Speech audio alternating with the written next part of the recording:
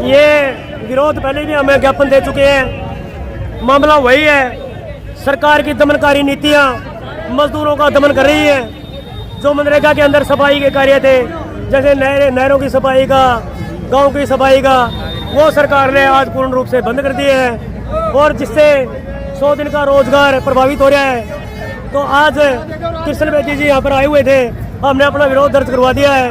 अब हम एसडीएम साहब को सीएम का नाम ज्ञापन देंगे।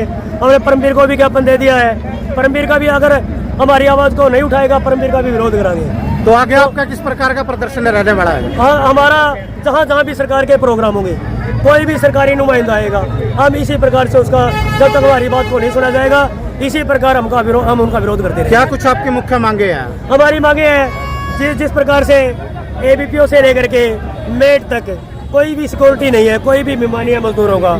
एक तो इनकी जान माल की हिफाजत की जाए, बीमा किया जाए और इनके पॉलिसी के तहत, किसी स्कीम के तहत लिया जाए।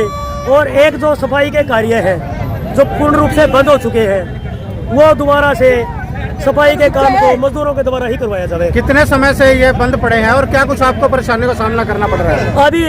अभी ये 10 दिनों से ही बंद हुए हैं। हमें मजदूरों को पहले ही काम नहीं मिल रहा था। अब सरकार बोल रही है अभी खुदाई के काम करो, वही काम करो जो दिखाई दे। जोड़ों में किसी के 50 रुपए डाल देते हैं, किसी का 100 रुपए डाल देते हैं। अपनी मर्जी मनमानी चल रही है सरकार की। गरीबों का, मजदूरों का पूरी तरह से शोषण हो रहा है। हम चाहते हैं कि सफाई के काम मजदूरों के द्वारा करवाया जाए, मजदूरों को 100 दिन का रोजगार मिल सके। आज किस प्रकार का प्रदर्शन रहा है? आज हमारा प्रदर्शन आपकी आंखों के सामने ही है। हजारों की तादाद में इकट्ठे हुए हैं और कृष्ण बेदी जी नहीं आए यहाँ पर।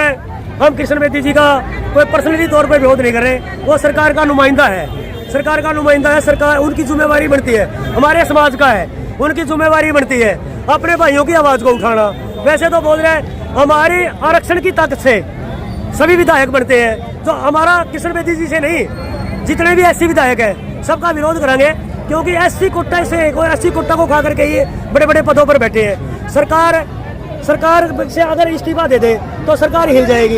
ये अपने भाइयों के लिए इतने ही ऐसी है, तो अपने भाइयों के लिए सरकार से इस्तीफा दे दे तो अपने भाइयों के साथ शामिल हो जाए। अपनी मांगों को लेकर क्या सरकार को कोई चेतावनी भी देना चाहेंगे आप? सरकार को चेतावनी देना चाहेंगे, अगर सरकार हमारी मांगों को लागू नहीं करती, हमारी मांगों को नहीं मानती, हम सरकार का पूर्ण रूप से विरोध कराएंगे, उनकी रैलियों का बहिष्कार कराएंगे। जहाँ जहाँ सरकार के प्रोग्राम होंगे, इसी प्रकार, इसी तरीका से लाखों की तादाद में, आज तो हजारों की तादाद में है, तो मनरेगा के मेट और मजदूर पूरे हरियाणा के एक जन आंदोलन बढ़ा देंगे। सरकार का कोई प्रोग्राम कहीं भी होने नहीं देंगे।